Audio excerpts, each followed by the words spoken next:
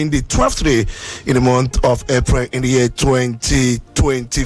We can never call a spade by any other name. The more reason we say North Dicera Veritas, North Dicera Ayudicin Veritas, and North Dicera Vivika Kabit Veritas, and North Dicera Lingolum, and North Dicera Contra Lingolum. Wherever you are listening to us from, you are welcome.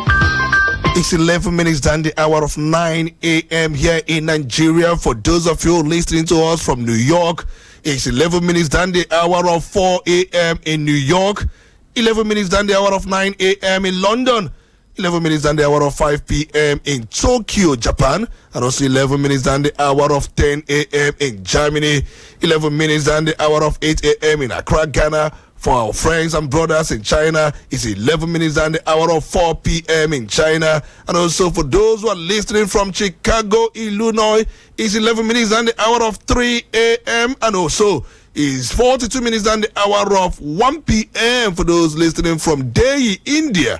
And if you're in South Africa, it's 12 minutes than the hour of 10 a.m. in Johannesburg. And also 12 minutes than the hour of 11 a.m. in Jerusalem.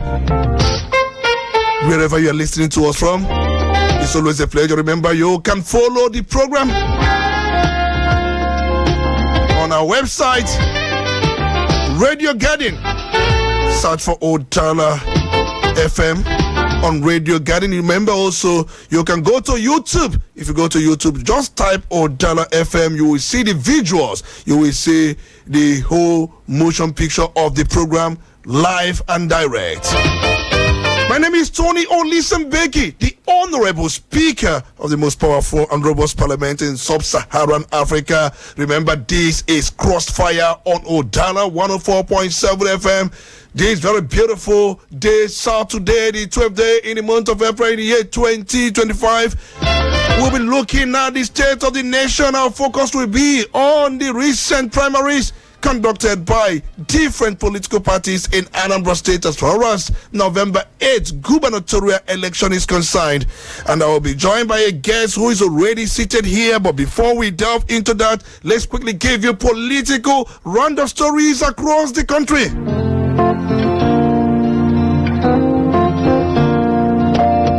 Once we're done with the political roundup stories, we are going to come back here to bring our guest who is going to join us on Crossfire, where we look at a number of issues. What transpired last week, Saturday, at different venues in Noka, even at beautiful gates, Mabolak, Dr. Lesekweme Square, and different venues where different political parties conducted their primaries. But that will be after we must have served you with the political roundup stories across the country. And we begin with the federal government is reviewing the possible effects of the unfolding international tariff regimes and shifts in global commodity prices. The economic management team chaired by the Minister of Finance and coordinating Minister of the Economy, Mr. Wallen Edun, has inaugurated a subcommittee to handle the assignment sparked by the U.S. importation and imposition of 14% tariff on certain Nigerian exports. And Senator Aline Dume has asked President Bola Ahmed Tinubu to be worried if ex-President Muhammadu Buhari is not on his side.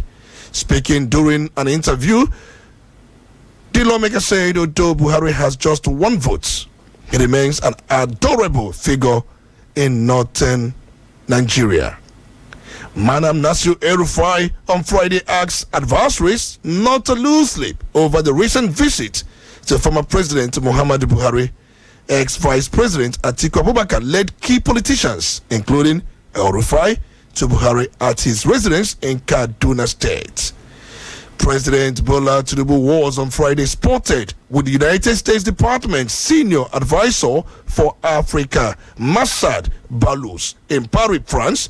And a meeting between Tinubu and Balous entered on efforts to address perennial conflicts in Eastern Democratic Republic of Congo DRC. And also on Friday, the Nigerian Upstream Petroleum Regulatory Commission announced that the country's crude oil reserves stood at 37.28 billion barrels as of January 1st, 2025, with an estimated lifespan of 64 years. The Commission Chief Executive Engineer Wenga Komolafe also revealed that Nigeria's gas reserves have reached 210.54 trillion cubic feet as of the same date. And also hundreds of women of Rivers State have staged a protest against the declaration of a state of emergency in the state by President Bola Tinubu. The enraged women marched from Isaac Borough Park in Maiwan to Garrison Junction along the Port Harcourt-Aba Expressway, causing obstruction of movement of the ever-busy road. In a dramatic turn of events, kidnappers in Kaduna State have released Pastor Samson Ali, a 30-year-old cleric with evangelical church, winning all but detained the ransom bearer, Yusuf Ambi. Ali was abducted from his home in Mararaba, Aboro, Sanga local government area of Kaduna State on April 8, 2025, just 2 weeks after being posted to the church. And also the National Drug Law Enforcement Agency, Kano State Command, has detained 22 suspects in possession of various quantities of illicit substances during a series of coordinated raids across the state. The command's public relations officer, Mr. Sadiq Muhammad Maitagare, disclosed this in a statement issued on Friday. And those are the political roundup stories. We have to delve into the issues we have this very morning.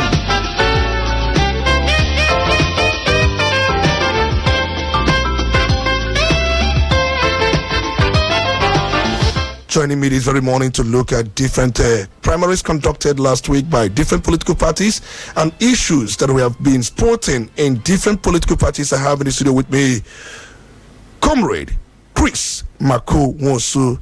He is a public affairs analyst, a public commentator, and also someone who has been on the issues of good governance, deliveries, and dividends of democracy. It's my pleasure to welcome you, Comrade Chris Mako-Wonsu. Thank you very much, Tony. It's my pleasure to be here, and congratulations over the coming to being of this very beautiful radio. Thank you so much, Chris Mako. Definitely, I'm going to take home that one, and then we have come here for Crossfire because we'll be looking at quite a number of issues as they came out last week, and then it's no more news that different political parties had their primaries, and with some producing candidates and some questioning the candidacy of their party.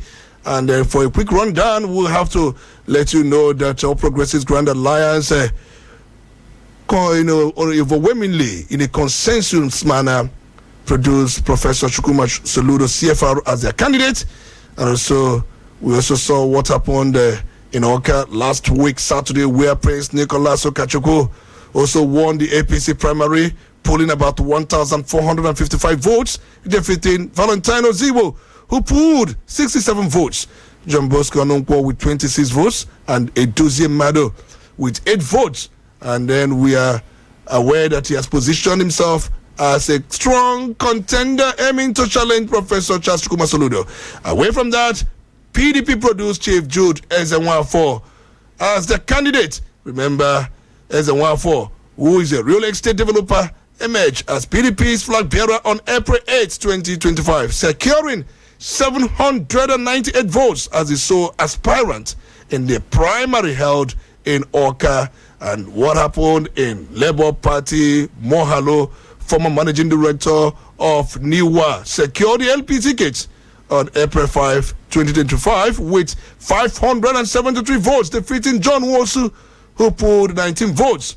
And there have been claims on different media spaces about LP having 2 candidates. Well, we're going to talk about that as one of the fallouts of these primaries. African Action Congress, Ifeme Luduke was produced. Chioma Ifeme Luduke was unanimously elected as AAC's candidate via voice vote during the party's primary on April 8, 2025.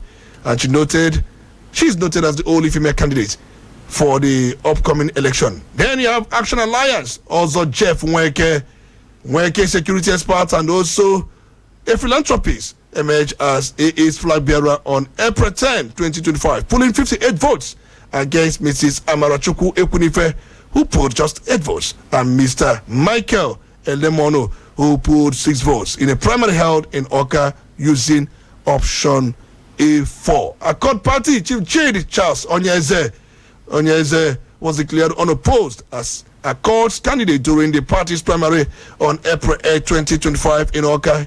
He is noted as the youngest candidate and aims to tackle unemployment, insecurity, and education challenges. And there were other reports that says that Sapon Wosu has also emerged as the candidate of YPP after he withdrew from APC's primaries and also resigned from the political parties quite a lot. Let's have your take on different political parties' primaries as we enumerated here. What's your take generally? Are they really prepared? Are they really serious about the November 8th gubernatorial election in Anambra State? Let's have your take. Well, thank you very much. Let me start from the important part. Are they really prepared for the November 8th governorship election in Anambra State? Well, the parties will say yes, but I personally have my doubts. Having been in politics for quite some time and having paid one's dues, I've always, by the way, let me say this. I'm appearing here as Chris Makul-Musu, the political activist and the good governance advocate, first and foremost, so that people will be able to situate my opinions. And as someone who is interested in good governance, what I do is to speak to issues in a manner that profits largely the public interest, not as an average Nigerian politician. So having said that, there is what I call the business of contesting elections. People don't know it's a very lucrative business, depending on who you are. How is it lucrative? How is the contesting election lucrative? Even when you... I will tell you how it is. Now, a lot of people who come out to offer themselves, at the threshold of election primaries or elections generally, are not there because they want to contest election and win. Some of them, most of them use it as an avenue to raise funds through campaign donations. So there's a business in it, and I'll tell you what. There are smaller parties with no puns intended, because there are big parties and there are smaller parties. Among the primaries you've just reeled out, you'll find some smaller parties within.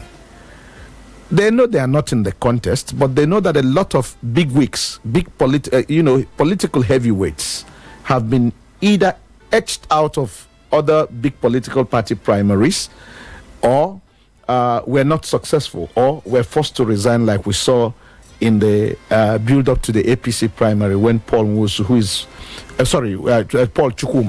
who is the face of APC in Anambra State over the past 4 years, unarguably. Anybody who is on ground knows this. When you say unarguably, I'm gonna, take you back to what you wanted to say. Remember, Ifeanyi was in APC and was seen as the face of APC even before Paul Chukwuma. I do not think so. No, I do not think so. That's not correct. Paul Chukwuma was actually the late Senator Ifeanyi nightmare. That was why he was running hell, and I'm happy. There's a piece written by his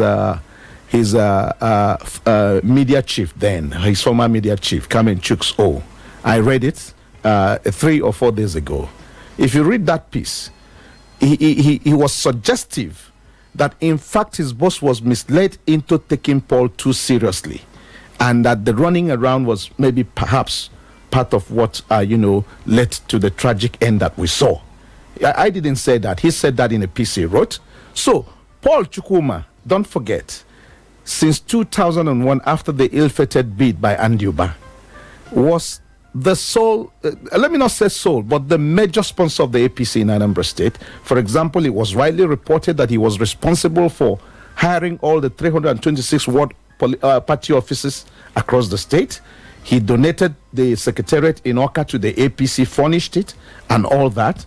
We know he attended to the welfare of some critical, state officers of the APC, to the extent that we heard about giving some of the officers Prado jeeps. So this is a man who represented the face of the APC over the past 4 years. That is not in doubt. However, there was an angle to it that I felt he ought to have, cognized, but which he appeared to overlook. And I am happy because the lesson inherent in what has happened is that those who argue whether there is zoning arrangement with regards to the governorship of Anambra State, I mean the rotation arrangement, will now know that it's no child's play. I think what happened to Paul Chukwuma was that he neglected the zoning arrangement, and because he comes from Umweri in Anambra North, generally, the perception, the preponderant perception here is that it is still the turn of the South to produce the governor. And that was why, when just within few weeks and months, 2 months, some weeks, 2 big weeks, came into the APC from the South, it overran and overturned most of the efforts he's put in before. So, let me go back to what I was saying about the primaries. Okay. Now, these smaller political parties are lying in wait for this infuriated, bigwigs, who lost out in the major political parties. And we've seen one already crystallize. The same Paul Chukwuma has emerged day before yesterday, the candidate of the YPP, for example. The YPP was a dying horse already. In fact, even members elected on its platform at the state and national assembly levels in Anambra State were already crossing over to APGA. In fact, the only person who has not moved as we speak is perhaps my brother, Honorable Peter Ifeanyi Chukwuzokwe, who represents Nnewi North, Nnewi South, and Ekusigo Federal Constituency in the House of Representatives. Otherwise, even those who have not formally declared, I can tell you for certain and for free that they have one leg in the ruling party at the moment. So it was that affected. Now, YPP that shouldn't have been, a factor at all, or may not have even been heard or seen within the ambit of the November 8th governorship election in Anambra State, with Paul Chukwuma, certainly will make some noise, because he has the financial muscle to at least... Why didn't he use his financial muscle to challenge Nicholas Okachukwu? Was he sleeping on duty? Let's face this. Was it not all about money? I'll answer your question. The truth is, a lot of politicians won't like this. I know they don't like it when I say it. But like I said, while people could regard me as a politician, what I've owned up to from day one in my political trajectory is that I am a political activist. An activist says things as they are. The way Chowore is saying. So, primaries does not represent a test of popularity. Oh, primaries. I've always said in Nigeria, all over the world. No, in Nigeria, in our own political topography. Okay. Because we don't play principled or ideologically driven politics. Okay. So primaries do not actually represent, strength or, because the man who wins. I've said this. I said it even yesterday and day before yesterday. I've been saying this week. If you resubject the outcomes of various primaries, no matter where in Nigeria, if you resubject 100% of the outcomes of primaries for revalidation by the ordinary voters in each constituency or each setup, I can tell you that 90% of those who emerge will not emerge. That's not the issue. The issue is, why didn't Paul Chukwuma do everything possible to outsmart, to outwit? It is the issue. No, it is the issue. It is the issue. He didn't and he couldn't because of what I've explained. That's a political, expediency surrounding the governorship of Anambra State, that once you go against it... That is the zoning issue. Yes, once you go against it, you can't make a headway. Because at the end of the day, you recall, even... So you want to tell me that APC narrowed their search to South? Of course, those who were... I'm not a member of the APC. They narrowed their search. They were not looking at Central or North. Initially, they didn't show where they were going. But when these big wigs came in, Valentine Ozugbo went to the APC, Okachukwu went to the APC, both very late. And the present argument was that it is the turn of the South. Oh. And so, even if a party was hitherto aloof, to a certain arrangement, when some bigwigs come into your party and begin to reiterate that, it is tied to your survival, because if you didn't listen to them, then you're not in the race at all. So it also implies that if listener Ifeanyi were to be alive, he may have been declared a candidate of the party. Honestly, to be very frank with you, to be very frank with you, if Ifeanyi was there, I had always said it would be between him and Chukwumumoji, because they are the big people in the South who were. What happened to Chukwumumoji? Well, I did it. Okay, what happened to Chukwumumoji? Like I said, I'm not a member of the APC, but as an investigative journalist, I think we are all digging, and everybody is digging out one thing or the other. So what happened? You made mention of Beautiful Gate. Yes. Too many things happened at Beautiful. What happened at that Beautiful Gate? What happened was that APC delegates were allegedly housed, and some aspirants were fenced off completely from seeing them, because perhaps people who are critical to running the system or implementing that system were working to achieve a particular result. So as strong as those other politicians were, they were not able to gain access. Why didn't Chukwumumoji warehouse those delegates even before Nicholas Okachukwu could take hold of warehousing them? Let me tell you one thing. He could have done that first. No, that's you're talking. This is a view that would be expressed by an outsider. But for someone who is abreast with how primaries work, which is why I'm not a fan of the primary. They said his delegate list was used. That's what I'm telling you. That there are allegations that even some of his staffers emerged as delegates who are not even the residents of Anambra State. And people have gone on to substantiate that. People mentioned names, but I don't want to call names. I learned there was a fight between one of his, aides with a candidate or an aspirant, a big aspirant. Where phone was seized and then chat tore. Of course, and the aspirant in question didn't mince word. It reflected in his withdrawal letter, where he said that his aspiration is not worth the blood of anybody. So that's what I'm talking about. It's not like others couldn't have muzzled their way. There are some of them who have the capacity to do that. But that would have resulted in a lot of unpleasantries. So for the fact that his delegate list was accepted, which also gave him the leverage to house those delegates at those venues, and even shifted the original venue from Dora Women Development Center to different hotels. It shows you that the party hierarchy may be working in tandem with him. Don't you think so? Definitely. At the point he stepped into the party, and at the point Ozigbo stepped into the party, there is no magic that would have made them win a free and transparent primary against a Paul Chukwuma. Of course, we've been seeing spects of resignations within the APC over the past 72 hours. These are people who have conscience. These are people who felt, I couldn't have gone this whole hog with this man and now go to work, at variance. But you wouldn't say that, because some of these delegates also produce their list.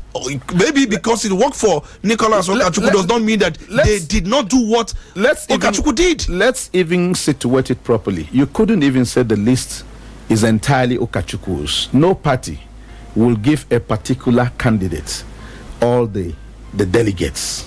What they do is to give you a preponderance of the delegates nominated by you, and then mix it up with those nominated by other aspirants. And that's why, to an outsider who have a faint idea of the terrain, you look at it, you see, Mr. XYZ, okay, he's an ally of this other aspirant. You see another Mr. CCJ, he's an ally of this other person. So you nod your head and you say, okay, this is a balanced list. But you wouldn't know that if within the 100% available there, that perhaps 60% had been given to one person, and then the remaining 40% shared, between all the other aspirants. And once that happens, you have lost. That is the truth. So that's why I have never been a fan of, primaries, open primaries, because no primary is open. What we practice here is guided primaries. And I do not think that is always good for the party. I made a point on another station yesterday that if I become a national party chairman, if I emerge a national party chairman, I would always go for the consensus arrangement. And I will tell you why.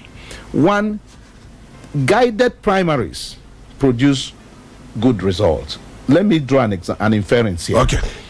In 2021, if ABGA had allowed a free, fair, and transparent primary and did not go ahead to disqualify some people, probably Soludo wouldn't have emerged at the primaries. I said this in every... I wasn't in ABGA then because I left ABGA officially. I joined ABGA in 2004, left ABGA in 2018, and then returned to ABGA in 2021. So, but at the time they had their primaries, I wasn't in ABGA. I hadn't returned to ABGA then. But I can tell you for a fact that if some of those who wanted to participate in that primary were not disqualified, they would have bought the ticket. Because all the delegates care about, take this home, 80% of the delegates are just after what will go into their pockets. They are not interested in the quality of person or the quality of the antecedents of the participants. What their own is, who is the highest bidder? This man is sharing $5,000.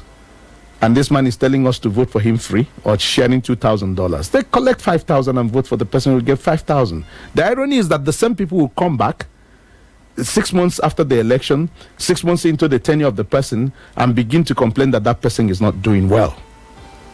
But they had an option to shun inducement and vote for somebody who will do something, but they will not do it because to most of them, they tell you, when else can I see him? So these are aspects of primaries that politicians don't discuss openly. I discuss it openly because like I said, I am a political activist. So that's why you are gunning for consensus arrangement. Exactly, for you. Because it will be something the party will decide within its ranks to say this person will do well or even project our ideology better. Exactly, because with guided primaries, you win more. With guided, we saw instances in the 2023 general elections where some people who wanted to vie on ABGA platform failed at the primaries. Okay. But they went ahead to win on the wings of other political parties. We've seen it within the PDP. We've seen it everywhere. So guided primaries are the best. And let me tell you, guided primaries help the parties avoid the kind of implosion that the APC is going through right now. Reason, people are always often able to bear whatever wrongs they think has been meted out to them by the party. When they have not been allowed to spend, you make them buy the forms, the nomination forms. They go through the rigors of having to get the people to fill it. They submit, then go on campaign over which they spend millions and millions of naira. And then only for you at the tail end. That was why Ifeanyi became senator in the first place, if we have forgotten. I'm a student of history, so I always pull back to history. What happened in 2019? In 2019, ABGA rightly wanted to honor the wife of our late leader, Dimchukwu Emeka Ojukwu, with the ticket, and which was quite deserving of her. And I have no doubt that if that primary had seamlessly gone through, or that if by consensus she had been given, she would have gone to the Senate. So what happened at that primary? What happened was that Ifeanyi was interested, and you can't blame him because there was an arrangement according to them. I wasn't in ABGA then, but we all know because he released steps. There was an arrangement by which he was promised the ticket before that was the condition precedent for supporting the party in 2017. I recount this history because even Abga is at the verge of such things. Even right at that, we'll come to what they have at verge of. But remember, the ticket wasn't given to Bianco Juku. It was not. The ticket was hijacked. By who? Thank you very much. By the same Okachuku, aided by the late Senator Oba. Because even though he's dead, we must recount history. You remember there was a shootout at the venue, at the Kulob, the venue of the primary. That shootout scared the real delegates, and most of them left. So at the end of the day, we thought that it was something one of the strong persons in Abga donated to Okachuku, not necessarily because of the shootouts. No. We're talking about 2019. No. I can't. Primaries. No. For Anambra South. Yes, I can tell you in that primary, if the original delegates had voted, Bianca would have won. Go and make your investigations. If the original delegates, most of these people who he met during primaries that are not supposed to. So, but you say that it was something aided by who? An outsider of the party? No, he wasn't an outsider as such. Then you remember he was suspended. He was a member of the party. But because Oba wanted to contest, remember he wanted to contest. If you are talking about Oba, we have two Obas. Are you talking about Andy Oba? Are you talking about Ifeanyi Oba? The late Senator Ifeanyi Oba. Okay, he wanted to contest. Yes, and then he was bad. That is disqualified. Disqualified. Do you understand? Okay. So he was angry, and being a very smart politician, he developed a game plan. Okay. What was the game plan? He knew he had always known he wanted to go and contest under the platform of another political party. But he wanted an easier opponent. So what did he do? Because he was still a member of the party, he went the whole hog supporting Okachuku. Because he preferred to go contest against Okachuku than contesting against Bianca. You know why? Okay. So at the end of the day, he supported Okachuku while still in Abga. And Okachuku got the ticket, however. Do you understand? And then thereafter, he now resigned from Abga. And joined YPP. And then from scratch and brought YPP. And then won Okachuku at the contest. It's not even scratch. Let's face it, because we must situate it so that the parties concerned will be learning. The YPP had no structure on ground at the time Ifeanyi Oba brought it to Anambra State. Okay. So it was still the same Abga people who, out of annoyance, voted Ifeanyi Oba because they felt, and rightly so, I'm saying that rightly so, that the man was not fairly treated. So it was protest votes by Afghans that actually said, I've said this severally, it was protest votes from Afghans of good conscience. Those who follow the story, because yes, when you talk about good conscience, people are concerned about who will give them the right representation, who will deliver, not the arrangement you had with the party hierarchy, not what you had with them. No. The issue. Let me tell you, when you maltreat even a rogue, in a way you're not supposed to maltreat the rogue, some sympathies flow even from sane people.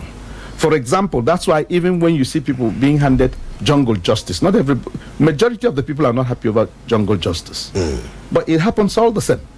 So everybody, I'm a proponent of integrity. When you make promises, keep your promises. All right. Now let me ask you. We've seen Okachuku because you've been able to extrapolate and also tell us what happened at different venues, but you were so particular about what happened at Beautiful Gate. I had wanted to also know what happened at Mabulak, but Okachuku is not a new entrant into the murky waters of Anambra politics. He has been there, and then remember he did say most governor, in fact the previous governors, he contributed to their successes. He was the man behind them coming to power. And then we also listened to Abga National Chairman who challenged him and said, even the elections you've contested, have you won? You've not even won your election. Not to talk about helping somebody to become the person or the office he's actually going for. Now, let me ask you. Let's talk about the candidate of APC. We're going to look at other candidates anyway. Let's talk about the candidate of APC. When was the first time he entered into politics? And let's look at his previous elections and if he had won any. Thank you very much. Okay, let me begin first. I will get to talk about his beginning now. But let me say that statement was the joke of the century. Which are the statements? The statement he made about having met governors before. Oh, as a godfather. He said he has been playing the role of a godfather. He wants to do the thing himself. If Okachukwu says he has contributed, in some instances, that he has supported governors who won, just like some of us have supported governors who won, but maybe he has put more money, he has put more effort and all that, no one would have challenged him. But to say he has met governors, and possibly you don't know if he met them too, because he may have brought money, he may have supported, he may have put in so much. If Okachukwu could make governors, he would have made himself one. And let's use this opportunity to now look at his political trajectory. First, he contested a local government chairmanship in Abuja. And he won. That was when? That was 1999 or 2003. That was even 1998. That was before 1999. That was 1998. They aborted stuff. 1998. Then in 1999, he contested for the federal house in the same Abuja municipality and won. Oh, he won federal house. He won to represent Amak, and he actually represented Amak for 4 years. Amak? Yes. That's the Abuja Municipal Council. So he represented it for 4 years in the House of Representatives. From 1999 to 2003. But before then, he had won the municipal council as a chairman. That was in 1998. As executive chairman. Now, it was in 2003 that he now developed interest in the politics of Anambra State. And I can discuss him fairly well because incidentally, then somebody I was supporting in my local government was also interested in the local government chairmanship. And because of the inherent divisions within the PDP then in Anambra, we found ourselves working with the Okachukwu, machinery. Okay. So he came, he contested for the Senate in 2003. And the fact is, I don't like to lie. He won that election, won in parentheses, because then votes don't count. That was under PDP? Yes, I can say that, in fact, until the introduction of, what was it we had before Beaver's machine, until the introduction of electronic accreditation, votes don't count in Anambra politics. Not just in Anambra, in every part of the country. I'm being specific because Anambra is the so he contested under PDP in 2003. Under PDP in 2003, won. But the internal divisions in the party, in the leadership of the party, became a problem. That when it was time to issue certificates of return, the certificate of return was issued to Ugochukwu.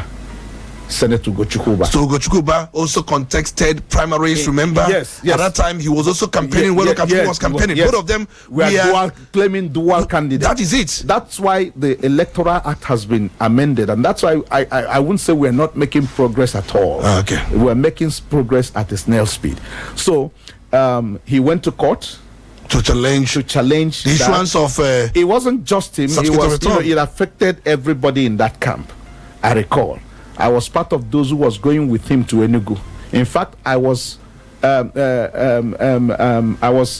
the tribunal, the justice for his own case. For his own case, yes. Okay. I was at the Justice Nabaruma tribunal, starting from here in Oka, and then we finished at Oka, and then it went on appeal at the Court of Appeal Enugu. I was in court. In fact, I was one of those, because it's not today that I started being upset by untowards because we are in the wrong faction of the PDP. That was what actually happened. You and Okachukwu were in the wrong faction of PDP at that time. But Ugochukwu was in the right faction. That is not true. Ugochukwu was in a faction that had someone at the presidency who is his younger brother. And that is the faction Obasanjo recognized at that time. Fine, but Obasanjo is not the party.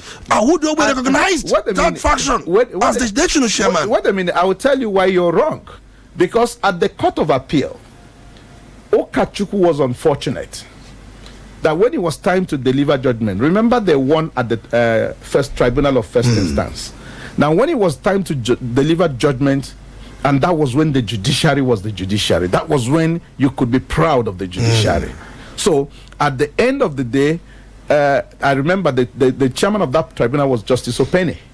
Okay. There was a Justice Opene, there was a Justice Adeniji, and what was the name of the third judge was the judge who, Justice Akas, who later proceeded to the Court of Appeal, and I think is now, I didn't know whether he made it to the Supreme Court before. A very fine judge, brilliant judge. So when it was the turn, Okachukwu's case was one of those that came up first. Okay. And it ended in a split decision. Justice Akas refused to be compromised, and he gave a dissenting judgment that gave it to Okachukwu, while the other Justice Opena and Justice Adeniji gave it to Gochukwuba. I was one of those who stood up in court that day and started a protest. We said, no. People who went will remember that. No. The judgment was it was that protest we started that actually served all the rest in that list that later got judgment and became senators. Because when we started that, Ole, thief, the judges were scared. Stood up, they became scared, so they packed their but then even at that, stuff. Those who were in that lineup of that faction later got judgment. Because the lineup of Okachukwu's faction got judgment. Of course, all of them. Because what happened was that the tribunal was disbanded because Okachukwu went to the NJC. You recall Justice Opene was dismissed over that judgment. Justice Opene and Justice Deniji were dismissed. It was only Justice Akas that made it, because he gave the right judgment, which was the minority. So for you, that judgment was bought, and then it was something. Of course, it was obvious. Transactional. Very transactional, which was why the judges would have escaped and smiling to the bank. So that was what happened. Yes. So at the end of the day, that was Okachukwu's first coming. So it was he actually showed strength. So I agree with you by all ramifications.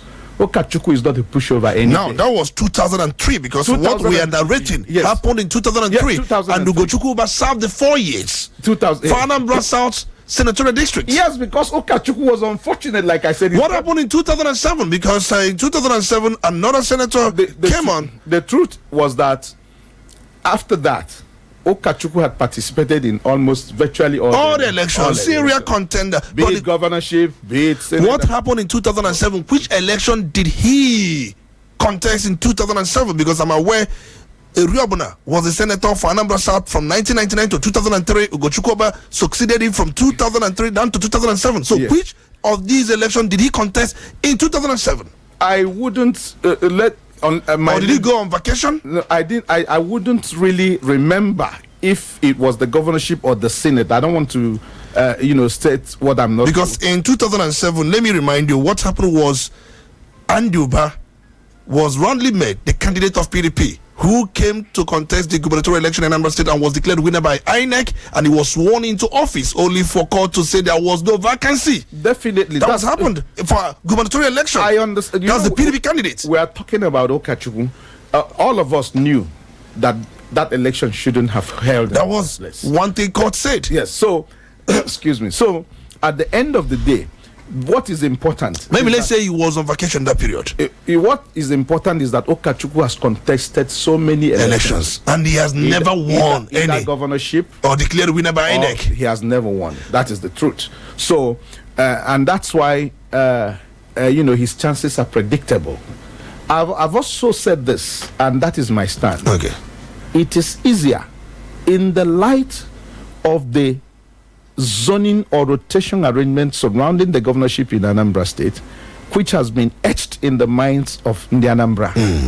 I've always maintained that it will be easier for a camel to pass through the eye of the needle than for anyone to defeat a governor, an incumbent seeking re-election in Anambra State. So what about the federal might? Because I was listening to the governor of Anambra State, Professor C.C. Soludo, and then he said the issue of federal might was deployed in 2021 election and previous elections, but then the party won 21 over 21. Don't you think that we are in Tinubu era? Anything can happen. Tinubu can change the dynamics, and we saw what happened in Ondo. We saw what happened in Edo. Are these things not glaring enough? Let's face it, I have only one grouse against former President Olusegun Obasanjo, and that was the way election outcomes were handled, under his watch, to the point that in some cases we had the alleged, statement of declare him and let them go to court. Do you understand? So outside that, Obasanjo has remained my best president since the inception, the return of democracy in the Fourth Republic. Now, why did I say so?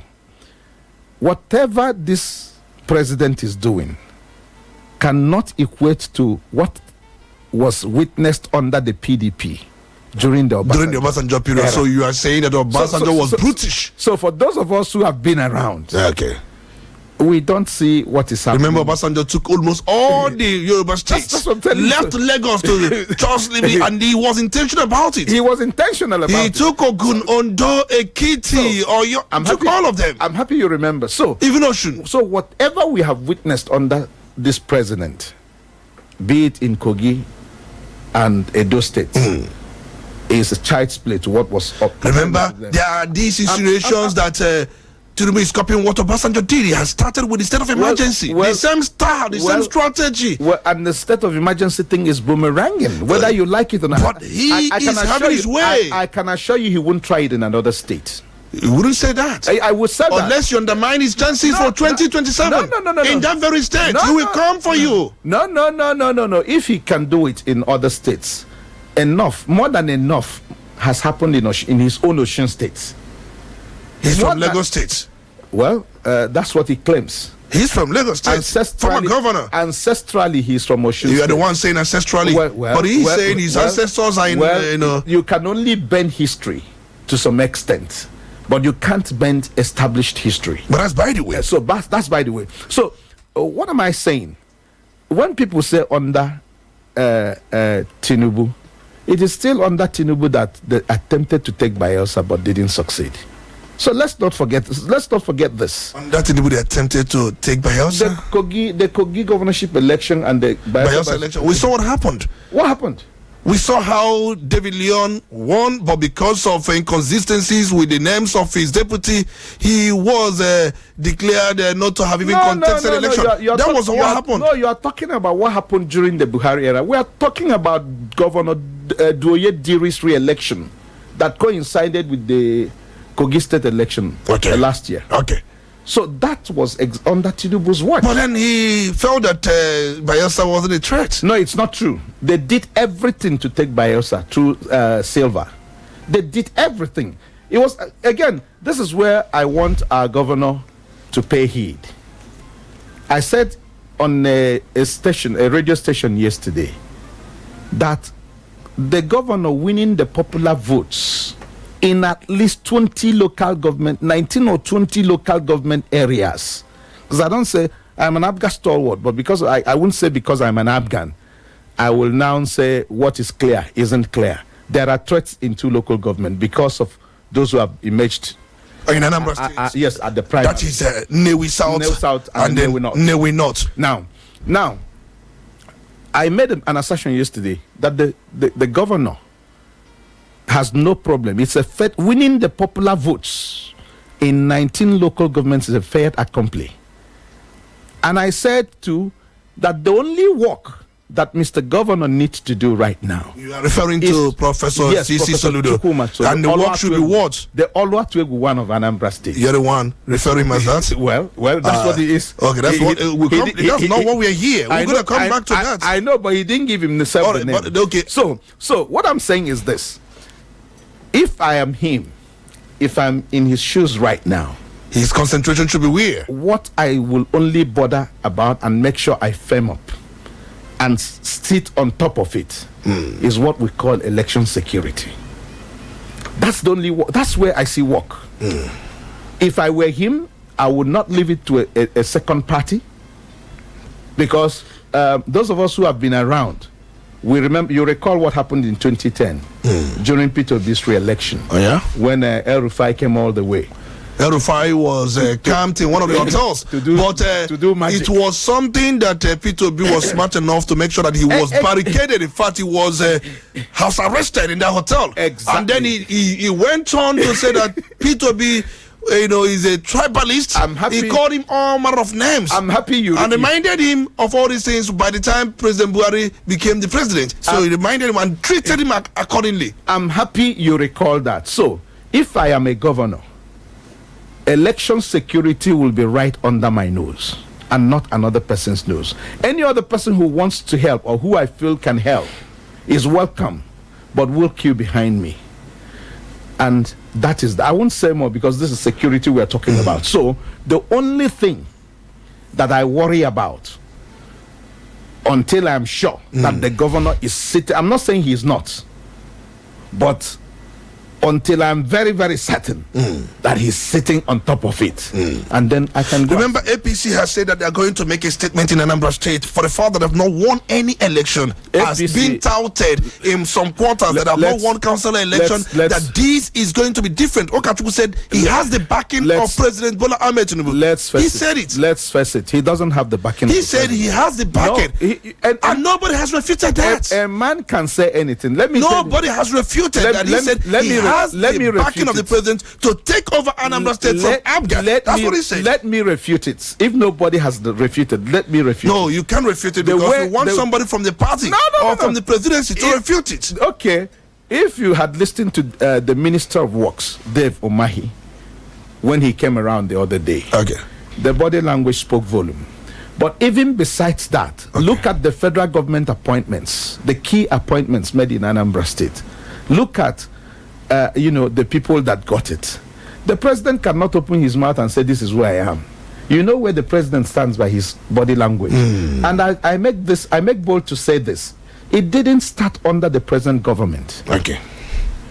From the word go, when His Excellency Mr. Peter Obi took over the reins of governance in Anambra State in 2006, it has always been ABGA cooperating with the government at the center. And if you're a one-party state or a two-party or a three-party state, you have no option in such matters than to actually make sure you have the confidence of the center. Do you understand? And let me tell you what is even more.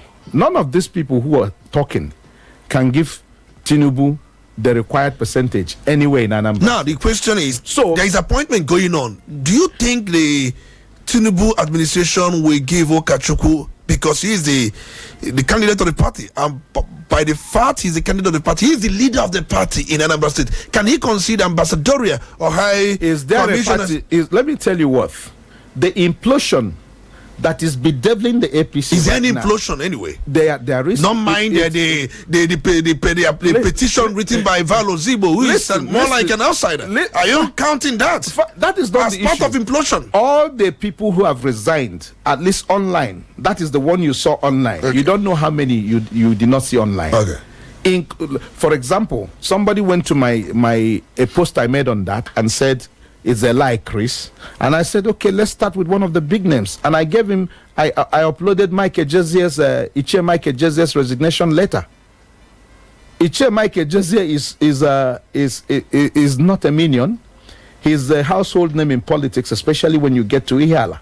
So these people are not resigning because of Val's letter or because Val was mistreated.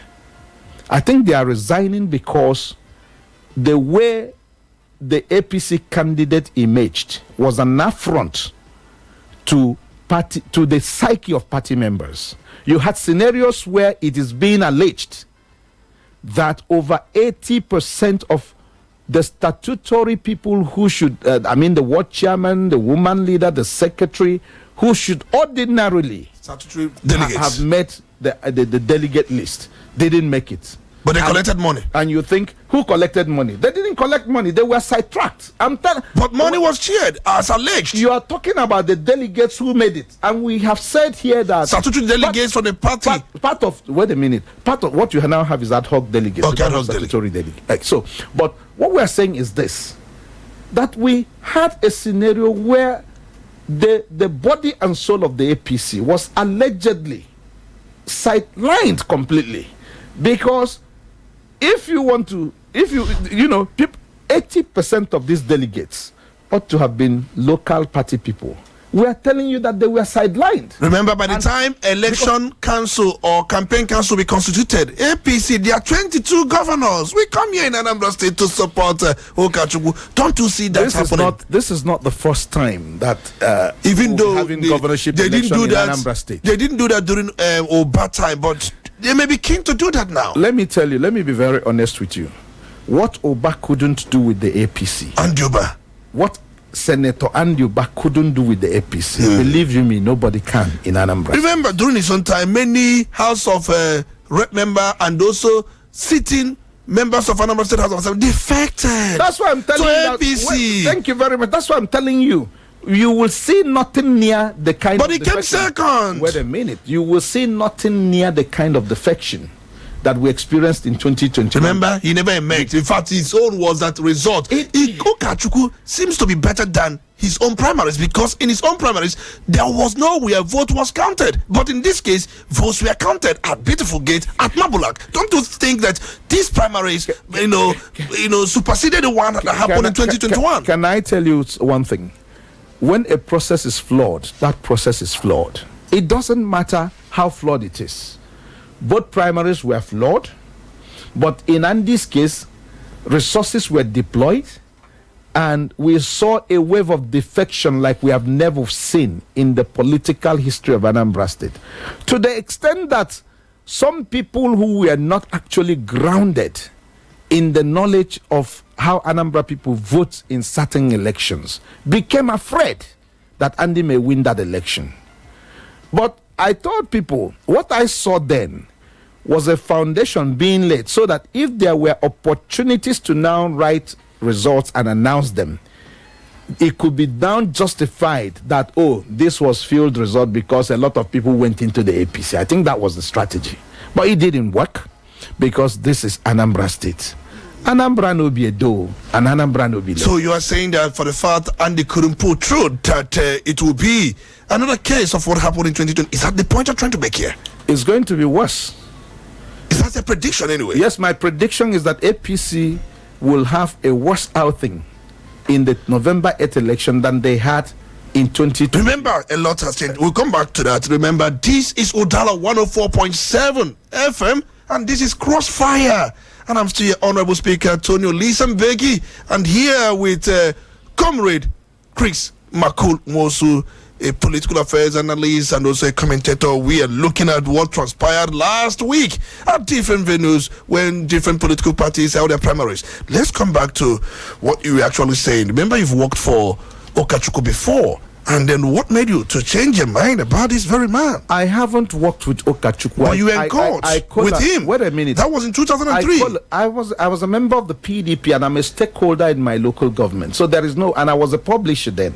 I published a local tabloid. In fact, even in the Peter Obi matter, okay, one of my correspondents, Ngozi Nkoli Uboma, was listed as a witness for ABGA. So you were in court not because of him, but because of the party? I was in court not because of him, but because of the army. I was a party member, but okay. We collaborated with him. The political structure, that's within the party you have structures.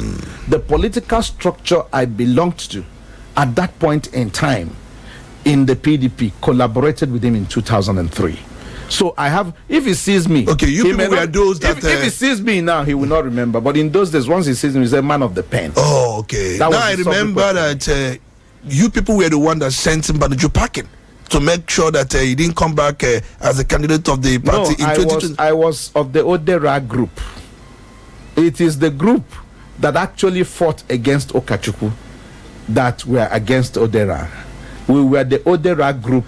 There was the APF and there was the Odera group. So APF was fighting Mbanuju at that time. Yes. Then Odera group was in support of Mbanuju. Of course. You were in support of Mbanuju. Yes, of course. So you were complicit because Mbanuju committed a lot in Anambra State. For the fact you supported him means that you were a complicit. In fact, you may be seen as guilty as charged. If you ask me, it doesn't matter what anybody says. The records are there. My description of Mbanuju's tenure is this. I said, his first 2 years were wonderful. His last 2 years were disastrous. Workers were paid, schools were closed, and then You see, I speak to the facts. I don't. His first 2 years, because he brought Bakassi. Not just Bakassi. He built. I'll give you an example. Mbanuju built some solid roads. Let me just use one that is still standing up till today to remind you. Look at the Saimekofo road that leads you from the Ekusigo Junction all through to where you call Ukukashu. That road is still standing as we speak. I think it was built by MCC. So Mbanju did some wonderful things within his first 2 years, and then he got distracted. Let me tell you. So I remember there had been this saying that he was the one that built Dr. Les Kweme Square, the Women in Development Center. He initiated those. He initiated those projects. But he didn't complete them. He didn't complete them. Yes. So the truth of the matter was that at that time, because PDP appeared the only option in the southeast, all right, you have no option. Let me ask you, because we have to accommodate many of our listeners. There are issues of zoning and denominational politics in Anambra State. And then, in fact, in one of the analyses I made some time ago, I think even yesterday, that 3 factors determines who becomes the governor of Anambra State. 3 factors determine who becomes the governor of Anambra State. 1, the people. 2nd, denomination. The 3rd is zoning.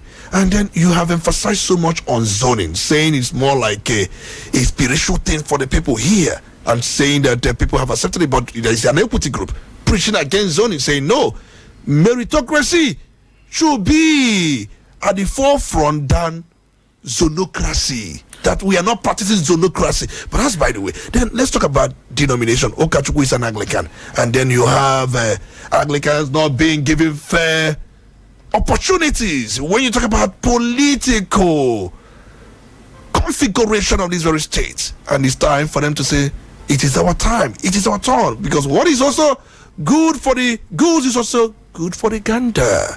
What do you think?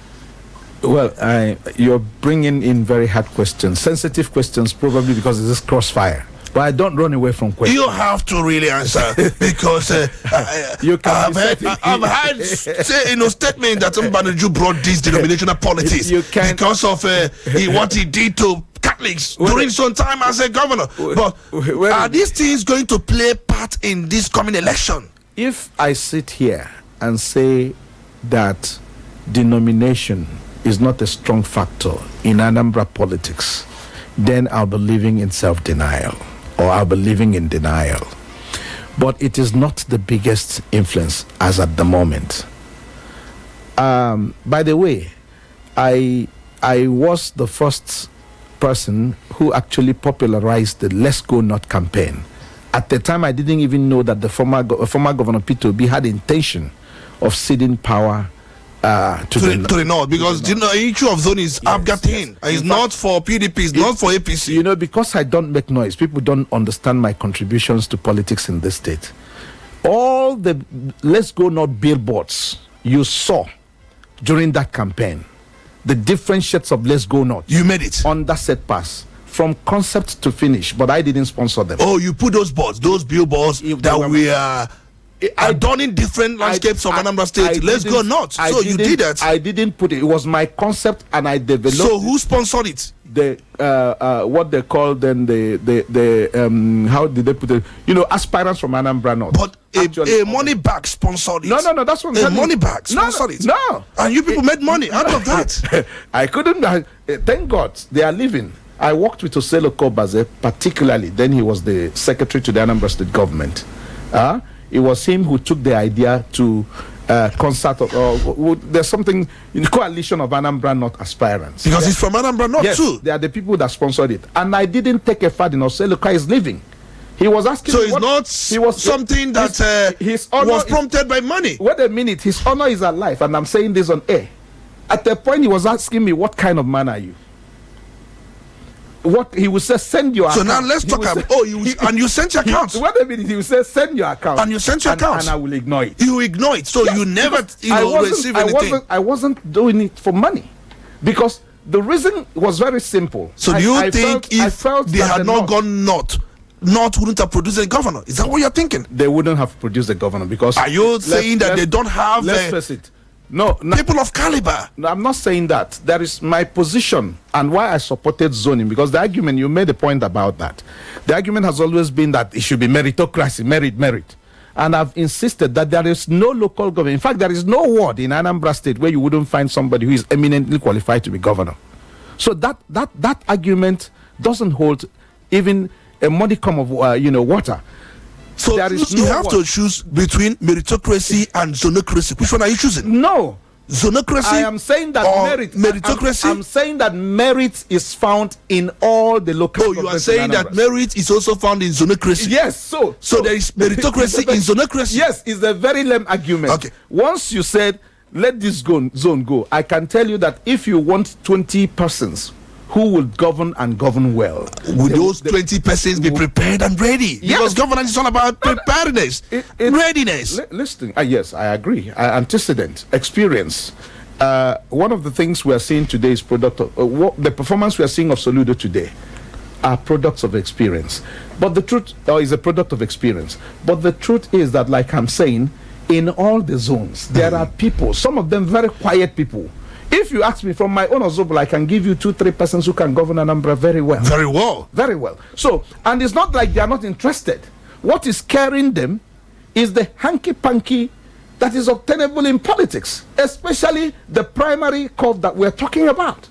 Because it is in the primary. So you people started this zoning of a thing, and I didn't start zoning. But you put billboards around. Yes, let's go. I started advocating for it. But it's zoning. That's the advocacy for zoning. You are a strong advocate for zoning. Of course, my group. In fact, my group started before Olunadabu. All right. Now, do you think this zoning of a thing has been etched in the minds, in the soul of Anambra? It is buried now, not just etched. Oh, buried in the souls. Is buried in the consciousness in the subconscious. Even most Anambra people who mean well for the state, when they sleep zoning. Oh, they sleep zoning. Yes, and that's why. So they even snore zoning.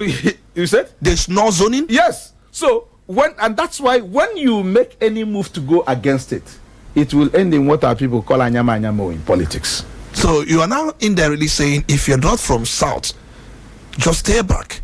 Is that what you're trying to say? Exactly. And that's against the Constitution. And I will tell you why. It's pure unconstitutional. There's nothing unconstitutional about it, because nobody will tell you not to vie. That's why in every election, as we will see now, Paul Chukwuma has imaged the candidate of YPP. He's from the north. So nobody's stopping him. And that's the point. So tomorrow somebody from the north will come and tell you, there's zoning. But he will now forget. He won't tell his brother to come. Would you say that issue of zoning also affected Professor Sisi Soludo in 2010 when he came out to challenge P2B, who at that time is from Central? Very well. So zoning affected him. Yes, zoning and he has to stay till it gets to the turn of his. Yeah, exactly. Let me say this to politicians, particularly people with an ambition. You can be a saint. If you vie against the waves, you will fall. You can be very, very popular. You can be likable. You can have all the requisite experience, credentials. If you come out at the wrong time in politics, or if political expediency is against you, you will fail. Now, let me ask you, why is it that Catholics from the time of Mbaduju, who described them with all manner of ways and who treated them with some kind of neglect, Catholics have been in the Sado, Ngige, Catholic, P2B, Catholic, Wiliobiano, Catholic, Soludo, Catholic. What is happening? So this denominational politics of a thing is also etched in Anambra politics. Why is it so? Let's be factual about it. And I said this hoping that I will not be misunderstood. Okay. Politics is a game of number. Oh, it's a game of number. Is that what you think? Politics is a game of number. There was a time, and like you said, and rightly so, the Catholics were sleeping. They didn't take it any serious. They weren't interested in governance. And virtually all the lucrative positions you can think about then in Anambra State were in the hands of Anglicans. And, it even started before this dispensation that we're talking about. You remember the Shagari era when we had a vice president.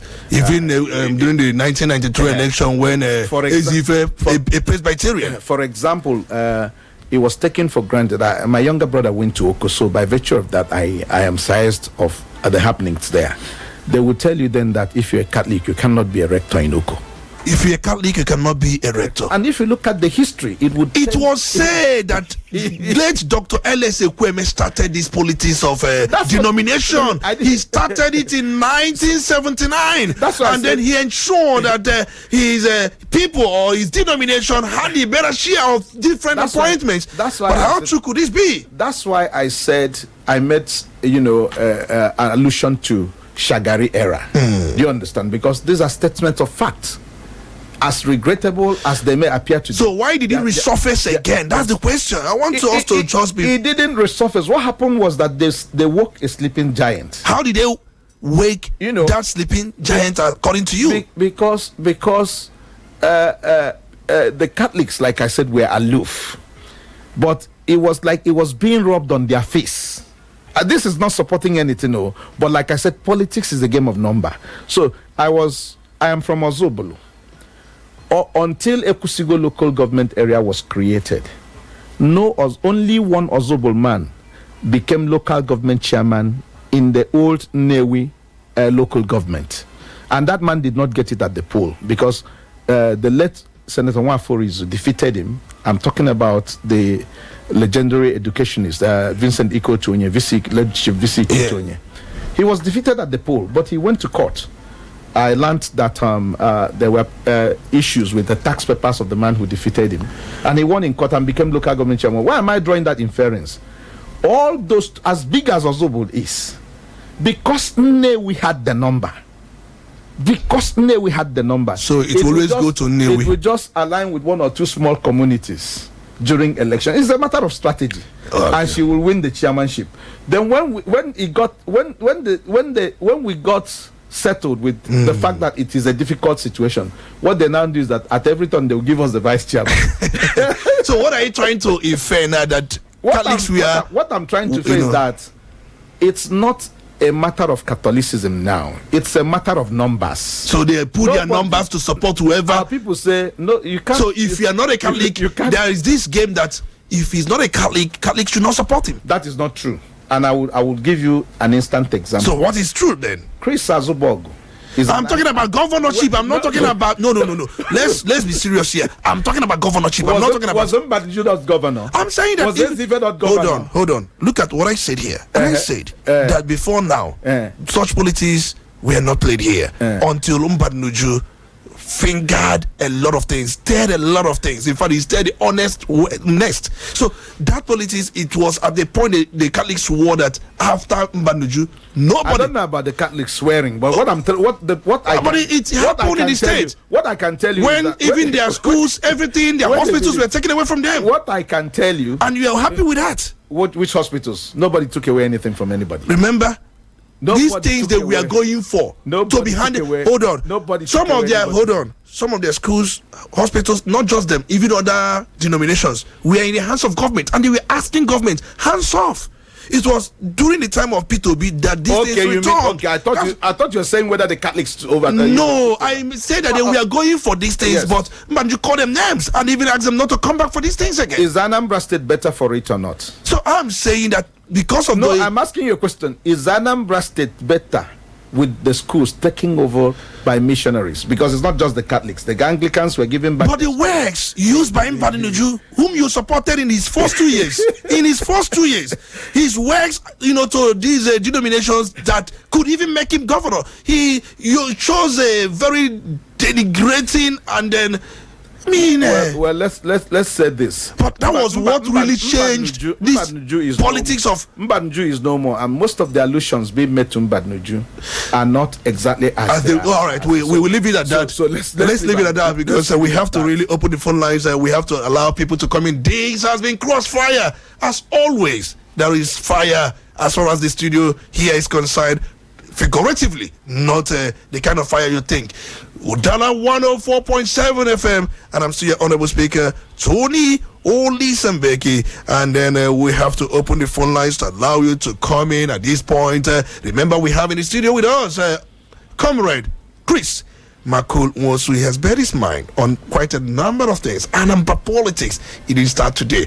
If time would permit us, we would have gone to the time of Second Republic, the politics played from 1979, how the MPN, how the MPP, how they did their politics with Zik of Africa on the side of MPP, and then you have Osisi Ono, who at that time was on the side of MPN with Election Kweme being at the level of presidency. Exactly. A lot of things happened that period. It didn't start today. Let's go straight to the phone lines. Remember, you can watch this program live on YouTube. Please go to YouTube. Go to YouTube and watch this program live. Udala FM. Just type Udala FM. You'll be watching this program as we go on, taking on some of these issues. And remember, you can visit Radio Garden. Just download the app, search for Udala FM, and be part of what we do here. Remember the phone lines you can call to be part of this very program: 0803 221 6973. 0803 221 6973. You can also call another line because remember we have WhatsApp line. You can also send 0803 827 6694. 0803 827 6694. That's for the WhatsApp line. Remember the other line you can as well call. 0803 826-766-94. Okay, I think we've got some of these lines ringing already. You've got the lines. Let's go straight to the phone lines. Good morning, you're welcome. It's good to have you.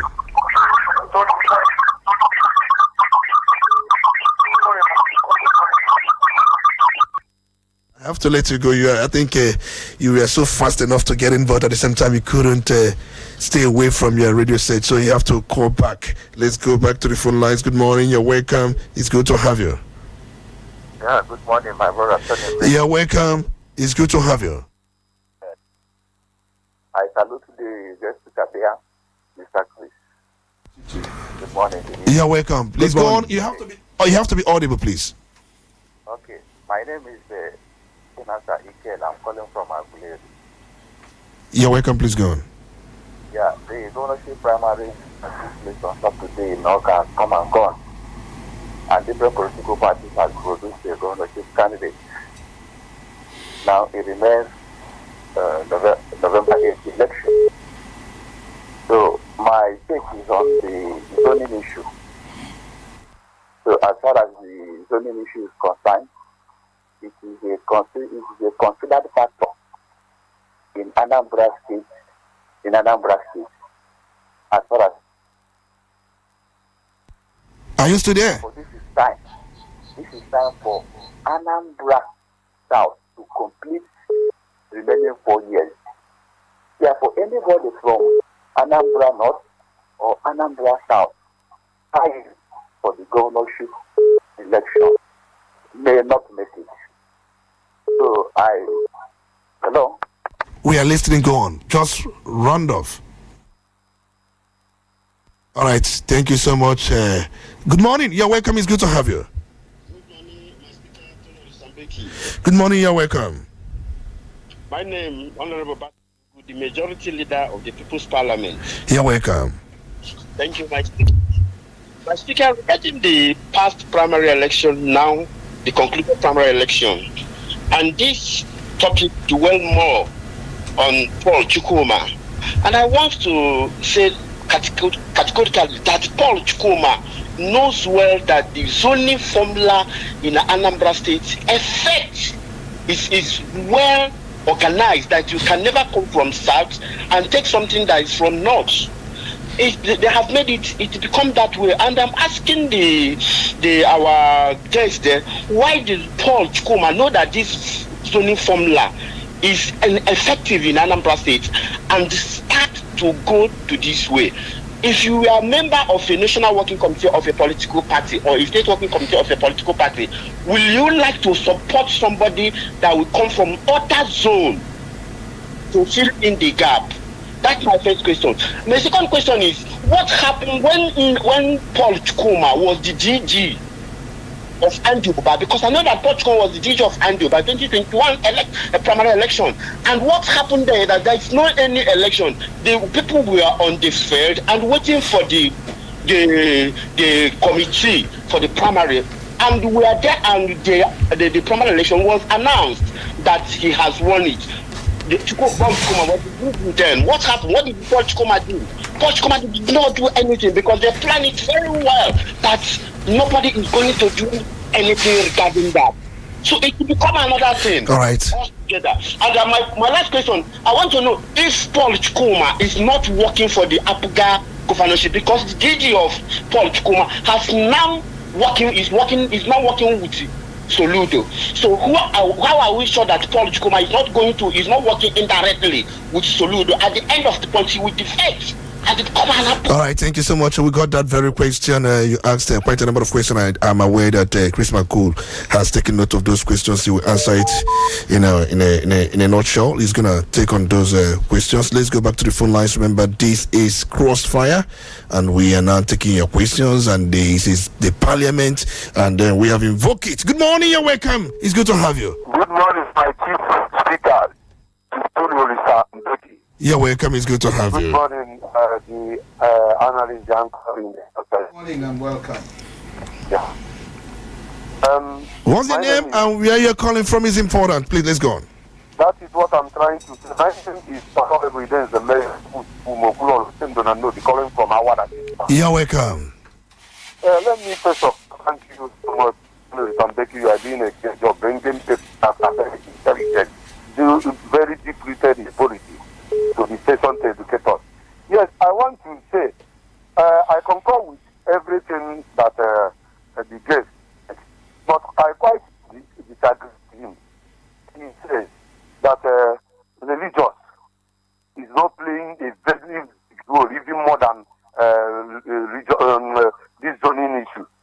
I'm telling you, like Tony Lisambek, you remember yesterday when we are saying something about that I told you, I like what he said, that his boss, Udala, awakened the sleeping lion. And that was what happened.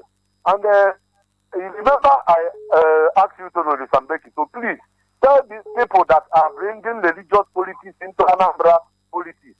So please go and rest and sit down so that they will not bring Anambra to Catholicism political state.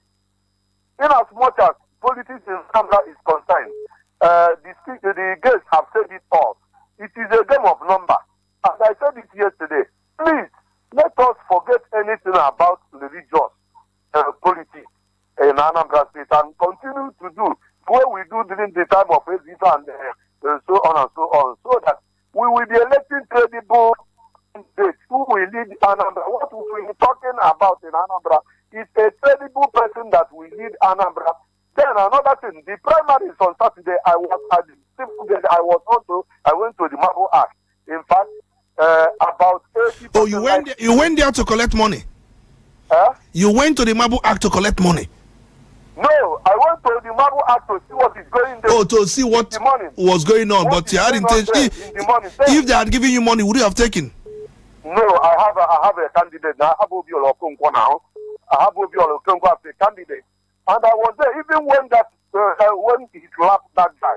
If you see what happened, in fact, let me tell you. So it was alleged that your candidate also had a kind of something with the aid of Okachukwu. What happened? Can you help us with what happened? What happened is that when he came, first of all, the people of Okachukwu came around 4:30 and locked that gate of Beautiful Gate.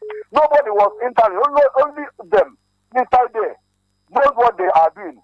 At a time, we called Obiolo Okonkwo, he came, and that gate was open. People came in and started chanting Obiolo Okonkwo is our man and our man. You know, the person that made the gate to open. People now, the youth now felt that he did a very good job for them, started chanting. Then I was with him one-on-one when he was addressing the person that came from Abuja for that election, telling him that the way he sees this election, that it has been already rigged, that the thing that they came with to do the election is not what they agree. And if did your candidate in any way try to snatch the phone of Okachukwu's aide. It is not like that. It is not like that. This is all fallacy. I was there when it happened. That guy started saying, "Oh man, this man," and this man was there. I knew him very well, and I knew that what happened will happen because he tried to calm himself. This guy was doing all sorts of things, grabbing him before he snatched that phone. So now you admitted he snatched the phone from Okachukwu's aide, but you said the guy was before then doing no matter of things. You didn't tell us the kind of thing he was doing. I said he was throwing insults on him. I was there. Okay, he was throwing insults at your candidate, and your candidate felt that the best way to deal with that insult was to snatch his phone. Exactly. That is it. Oh, that was exactly what happened. And you're a prosecution witness one. I think I don't know. You will be PW1 by the time we take this matter to court.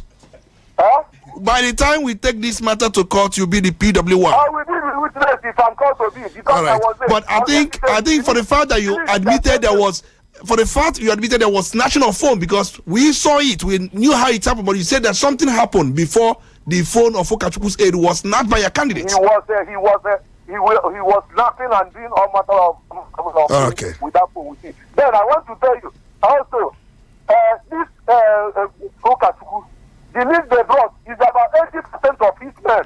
That is why. Let me also ask you before you go, because I'm giving you this time because you have information to give us.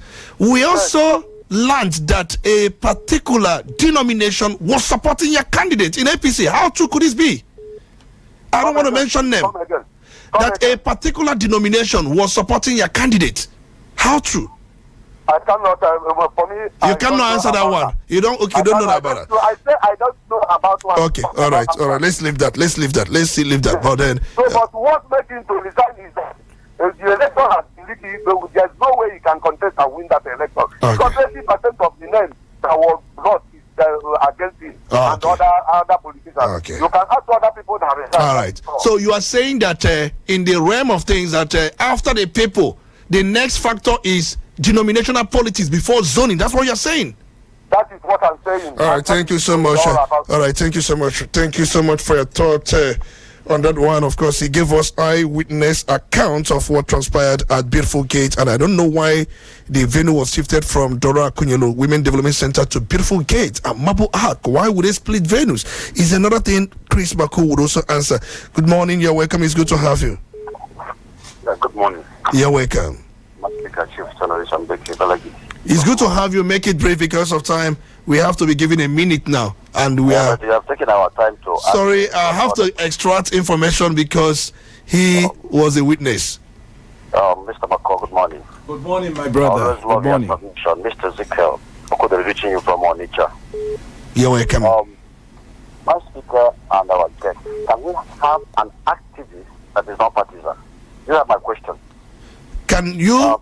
Can we have an activist? Okay, can we have an activist who is not a partisan, a card-carrying member for a political party? Is that the question? Yes, okay. That's one of it. Okay. And what he has said, I didn't doubt it. But my concern is, like yesterday I talked about it. When do we stop just bigotry, denominational kind of politics? Let me tell you, whether we believe it or not, it is part of what is tearing Anambra down. Do you think Anambra is being torn down? Where is Anambra being torn down? What I mean by this, the sentiment. Okay, the sentiment. Yes, the sentiment. Because you can hear the last caller. You asked him, you don't want to come up. I told you yesterday. All right, thank you so much, because your time is up, and let's quickly stick, to time so that we allow more people to come in. And I know many are watching this very program on YouTube. You can as well do that by visiting YouTube and then search Udala FM. You can see us live and direct. You will see even Makunwosu and see my humble self. Let's go back to the phone lines. Good morning, you're welcome. We have many people on the line, thousands of people on the line. Good morning, you're welcome. Good morning, are you there? Yeah, good morning, Solo Kabeki. You're welcome. Good morning, get of the Udala Radio. How do you welcome to Udala Radio? Good morning, my brother. This is the voice of the Honorable Son that you man. Right now, President Nogosata in Delta State. Please go. The speaker, Solo Kabeki, I love the analysis about politics. The guest of the, let me tell you something. The politics of the 2023 and 1999 and stroke 2023 and stroke 2027 is not the same thing now. Let me come into their president. Tinubu is a grassroots politician, understanding? And Tinubu start for the anything without for grassroots start one politician. I want to tell you about this Anambra November 8th. About because the two are singers and the Apoga and the APC. And if the whole governor, about 20 of them, and some militants, and some all of them in Anambra to fight off about 2025 election, my guest of Stadium, I will tell you my mind and my thought and feeling. It will not be all right, thank you so much. Thank you so much. It will not be easy for Africa to stand that feet. Let me stop like this. God bless you, my brother. All right, thank you so much. We've got so many people here. Remember, I said earlier on, you can also send a message on WhatsApp, and the WhatsApp number is 0803 827 6694. We have a message here that reads, Chief Tony Lisambeki, good morning. Later, guests this morning know that Honorable Chukwuma Umoji stepped down 2 days before the primary election and his claim at the beautiful gates. Okay, also let him know that Professor Bioro Konkwo Dikora housed his delegates at White Castle Hotel, Nene. Ask him why Dikora withdrew from that very election. Since he knows too well that zoning means a lot, why is he saying that support Chukwuma will pull weight in the main election with YPP candidacy upon the fact that he hails from the North Territorial Zone? That's a question. And then I don't know if we can go back to the phone lines or give you some few minutes for you to take. All right, just take on few of these things. But then I'm going to time you so that we come back to the phone lines so that we manage our time optimally. Fine. Let me start with the last question. I didn't say Mr. Paul Chukwuma will pull weight. What I said was that he's going to exert weight on the few votes that would have come the APC way. In other words, if Paul Chukwuma hadn't gone to YPP, Okachukwu would have had the privilege of maybe assuaging some APC people, and then they will work with them. So I didn't say he will pull weight in the governorship. I made it clear that nobody had a whimper of chance in this election against Governor Soludo. So it's important he understands my position on that. And then I also didn't say there was no way I inferred. Everybody knew that Chukwumojimi withdrew 2 days before the poll. So I don't know why that has to come in.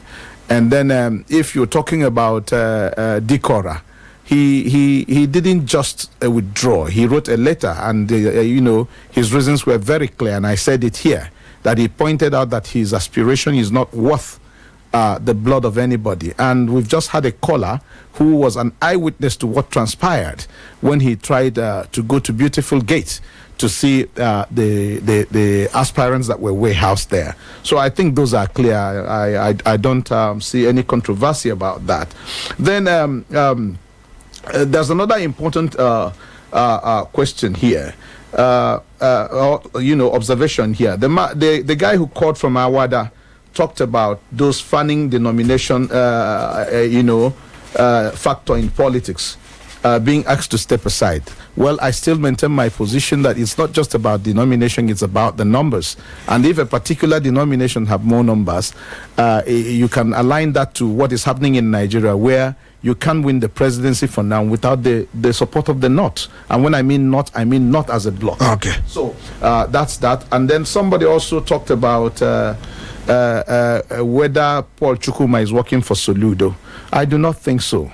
What I think is that when you push a man to the wall and when you touch the ego of a man, especially a man... But his DG has defected to Abga, or he has got not defected. He has said he would work public support. Yes, for Governor Soludo. And says, he said that the governor will win 326 wards. That's what he said. Yes, the DG. That happened even before Paul Chukwuma now decided to go to... But we saw the handwriting before he made a very statement. But I am not surprised. Ochaya Ifeanyi Chukwu Ibezi is a veteran.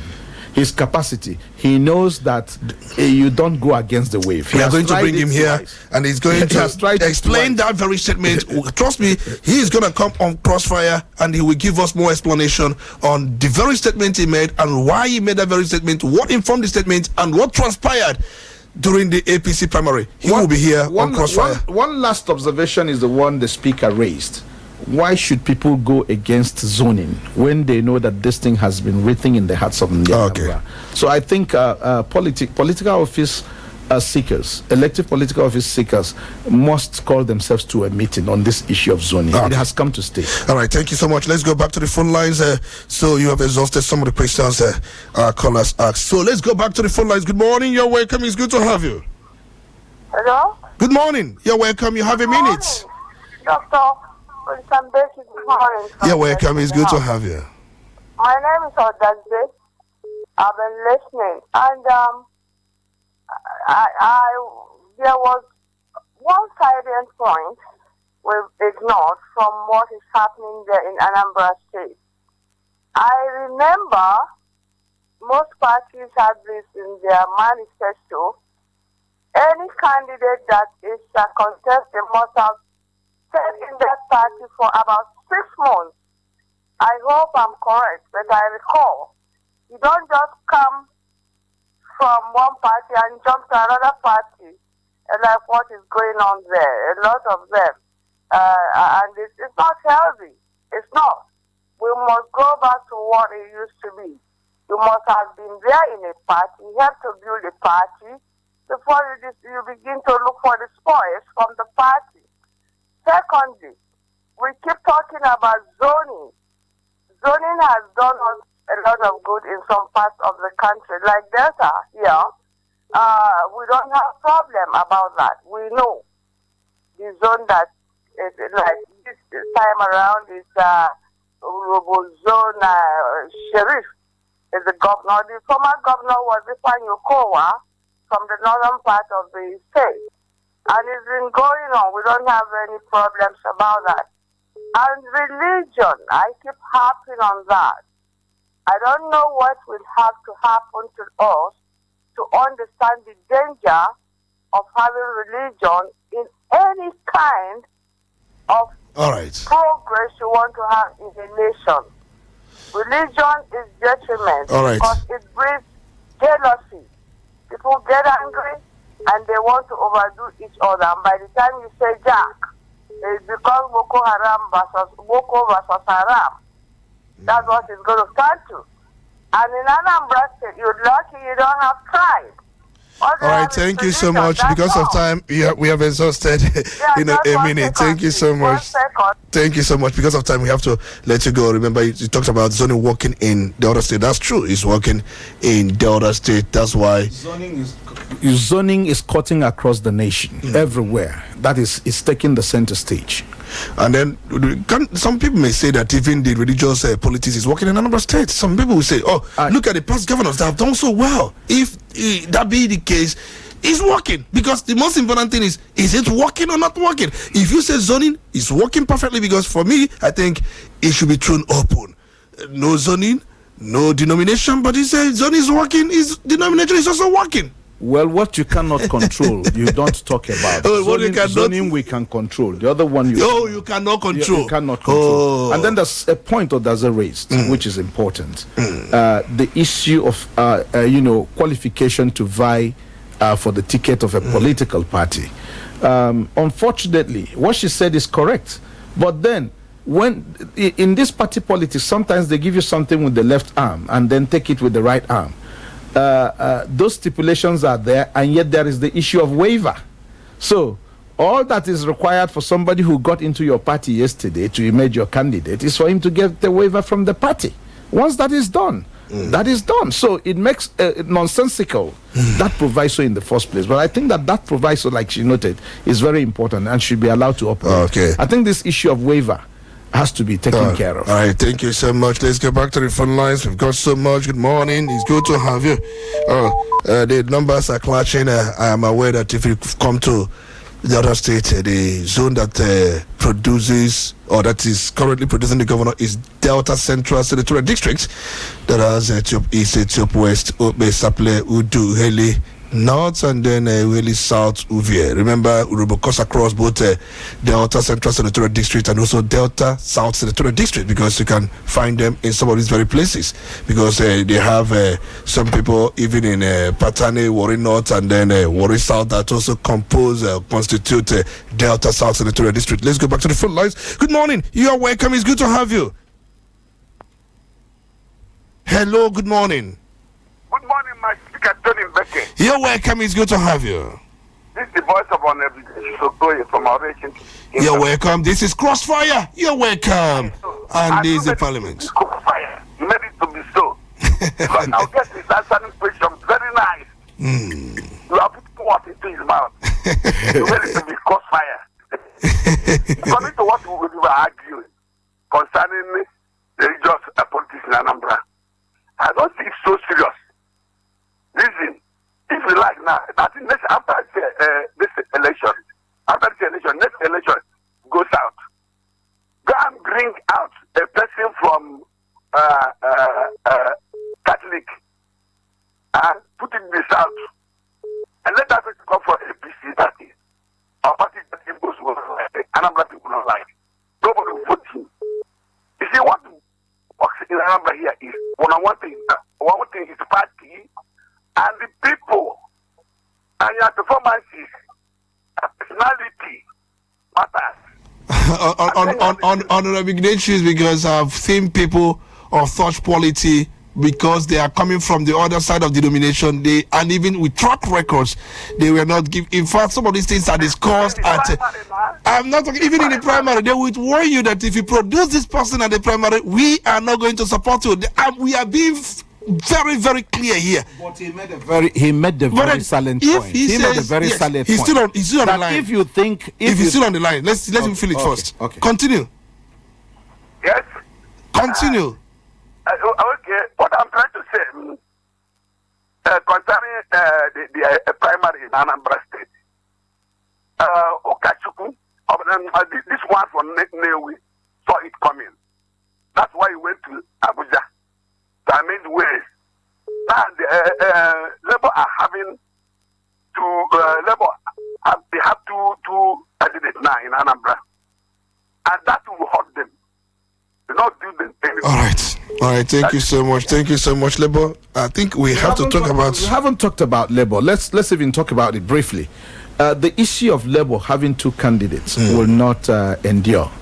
The reason that the law prescribes 360 days notice for primaries in general election these days is to provide enough window for the courts to be able to settle all post-primary disputes between the political parties, where the parties themselves cannot handle that. So you can be certain that very soon the issue in Labour will go away. By the time we get to the election curve, Labour will only have one candidate. So who will go for another? Who will actually be the candidate by the time? It is very possible and very likely that the Nenadi Usman led. It will affect George Mohalo.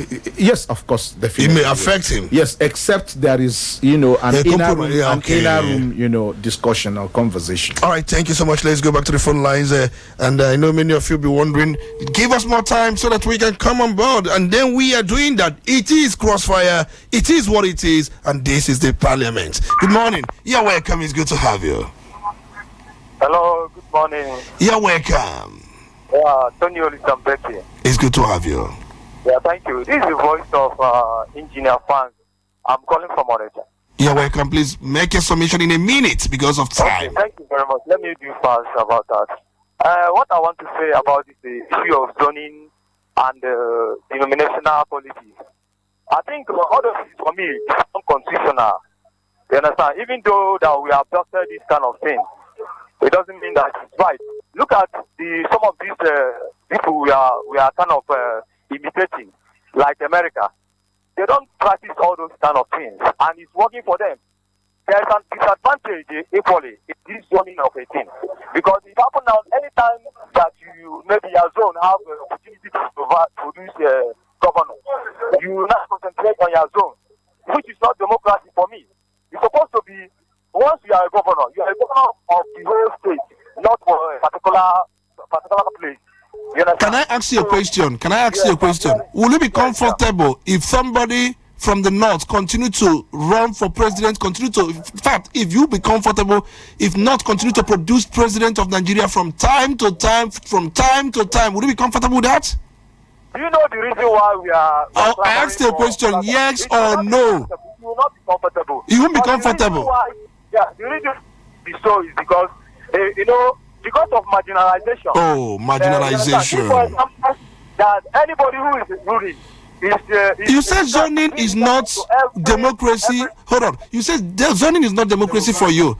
I think you would have said zoning for governorship is not democracy and zoning for president is democracy. No, all of them is undemocratic. All of them, okay. People are deciding for that is because of marginalization. All right, thank you so much. Everybody is carrying along. All right, thank you so much. Don't you think that why denominational politics could be as a result of former marginalization of a particular denomination? And they said because of that, we will now come up and do the politics. Maybe zoning of a thing could be because of marginalization of some group somewhere in the north, and then this issue of let's go north, because that's what started it. Let's go north. And the truth is that, like it or not, somebody put it in perspective. Okay. While zoning will still win outside denomination alone cannot control it against zoning, because that's why he said when the north south has done its bit, go and bring out a very good candidate. No, the issue is that these three components must align at all times. Exactly. They cannot be at all. They must align. Exactly. So when you are going north, make sure the denomination fall in part. If you are going south, make sure that the denomination fall in part. Otherwise, you are putting yourself at a disadvantage. But two of them are working together. Exactly, and it doesn't have to be constitutional. It doesn't need. It doesn't have to, because nobody stops you from bringing another person. And it's a game of number. Exactly. So that's it. So why can't we have when we have a Muslim candidate? Many people started talking, but you are saying you don't want religion or denominational politics. Exactly. But Muslim candidate during the time of President Bola Tinubu, you talked.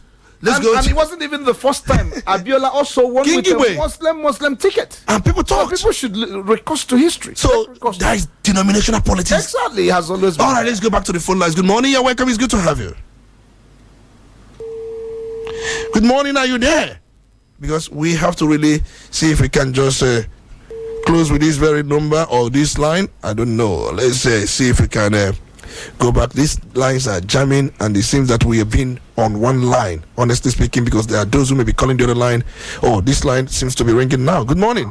Sorry, I have not picked this line all this while. I disenfranchised this line. I apologize for that. Good morning. You're welcome, Chidi Chukuma. You're welcome. Thank you very much, and kudos to our guest, because you have given us a very impactful analysis this morning. Thank you very much. Commend you. Thank you very much for coming to us. My pleasure. Yes, talking of zoning in Anambra State, it has come to stay. And anybody that is teaching against that, that person, I don't know whether it's for good, because this thing has bring very good politics in Nigeria. Because before the zoning, we saw the way what happens, the crisis everywhere. So it is for the equity, and we have to continue with that. And coming to the religious politics, I don't know, Tony, why you are so much interested. When you started, it's happening. They try to avoid it. But it is happening. Our own is to say the way it is. Yes, please, this thing cannot work in Anambra State, because that you are Catholic or that I'm a Catholic, but it's working. I must vote for you. Simple, because I'm a Catholic. Even the Archbishop of Anglican voted against Anglican in the last election in Anambra State. He voted against him. All right. So this domination of a thing will bring a crisis into our politics. That is why most of us are kicking against that. Okay. We don't like that discussion. But can you change it? That's the question. Can you change it? Because can you change it? Can people change it? Remember the guy here said, look at what the guy said. He said, this one cannot be controlled. All right, thank you so much. All right, thank you so much. All right, thank you so much. He says it cannot work. All right, thank you so much. We have to end now.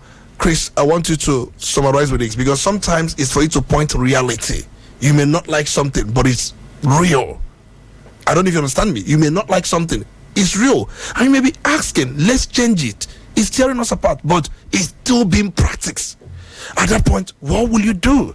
Because what is happening in Anambra State is what is happening at the country in general. Because is it fair? Can I be hypocritical if I say I'm against Muslim ticket, and here say let's allow this one is tearing us apart? Am I hypocritical?